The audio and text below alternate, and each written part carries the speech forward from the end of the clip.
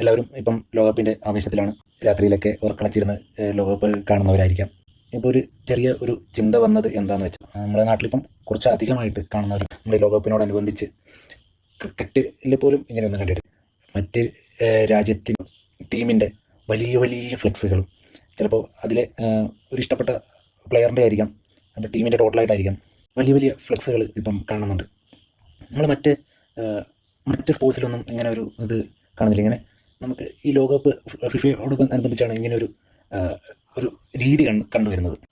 നമ്മുടെ ഹോക്കിക്ക് പോലും ഇല്ല എന്നുള്ളതാണ് മെയിൻ. ഹോക്കിയിലെ പ്ലെയേഴ്സിനെ പോലും പലർക്കും അറിയില്ല എന്നുള്ളതും ഒരു സത്യമാണ്. നമ്മൾ ഇന്ത്യയുടെ ടീം ഈ ഫിഫയിൽ ഇല്ലതാനും.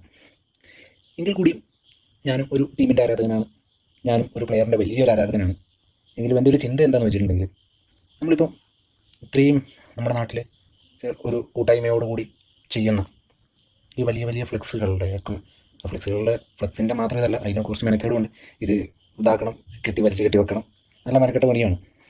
അപ്പോൾ ഈ ഒരു ഫ്ലെക്സിന് വേണ്ടിയും അതിന് വേണ്ടി ചിലവഴിക്കുന്ന സമയവും ആ എമൗണ്ടും നമ്മുടെ നാട്ടിൽ തന്നെയുള്ള നേരത്തെ ഭക്ഷണം പോലും കഴിക്കാത്തവരോ, അല്ലെങ്കിൽ സ്കൂളുകളിലൊക്കെ നമുക്ക് ബുക്ക് സാമ്പത്തികമായിട്ട് പിന്നോക്കം നിൽക്കുന്ന കുറേ വേണ്ടിയൊക്കെ ഉപയോഗിക്കുന്ന ആ കൂട്ടായ്മ, അതാത് ഇഷ്ടപ്പെട്ട ടീമിൻ്റെ പേരിൽ തന്നെ ഇങ്ങനെ എന്തെങ്കിലും നല്ല കാര്യങ്ങൾ കൂടെ ചെയ്യുകയാണെങ്കിൽ ഒരു നല്ലതായിരിക്കില്ല. ചിലവർക്ക് അതിൽ എതിർപ്പുണ്ടാവാം എൻ്റെ ഈ അഭിപ്രായത്തോട്. എങ്കിലും എനിക്ക് തോന്നുന്ന കാര്യം പറഞ്ഞു എന്നേ ഉള്ളൂ. ഞാൻ പറഞ്ഞ പോലെ ഞാനൊരു അർജൻറ്റീന ആരാധകനാണ്. മെസ്സി എനിക്ക് വലിയ ഇഷ്ടമാണ്. എനിക്ക് തോന്നുന്നു കേരളത്തിൽ മാത്രമേ ഈ രീതിയിൽ ഒരു വേൾഡ് കപ്പ് എല്ലാം ആഘോഷിക്കപ്പെടുന്നുള്ളൂ എന്ന് എനിക്ക് തോന്നുന്നു. മറ്റ് സംസ്ഥാനങ്ങളിലൊന്നും ഈ രീതിയിലൊരു പരിപാടിയൊന്നും നടക്കുന്നതായിട്ട് എനിക്ക് തോന്നുന്നില്ല. നമ്മൾ നല്ല രീതിയിൽ എമൗണ്ട് അതിനായിട്ട് ചിലവഴിക്കുന്നുണ്ട്. ആ എമൗണ്ട് നല്ല കാര്യത്തിന് വേണ്ടി ഉപയോഗിക്കുന്നതല്ലേ, ആ ടീമിന് വേണ്ടി തന്നെ ആയിക്കോട്ടെ. ചിലപ്പോൾ അങ്ങനെയാണെങ്കിൽ ആ ടീമിന് വേണ്ടി ഒരു സപ്പോർട്ട് ചെയ്യുന്നതെന്ന് പറയാം. അവർക്ക് അങ്ങനെ ഒരു പ്രാർത്ഥന ആ ടീമിന് വേണ്ടി ഉണ്ടായിക്കോട്ടെ, അങ്ങനെയും കൂടെ ചിന്തിച്ചൂടെ? അതെൻ്റെ ഒരു ചെറിയ ചിന്തയാണ്.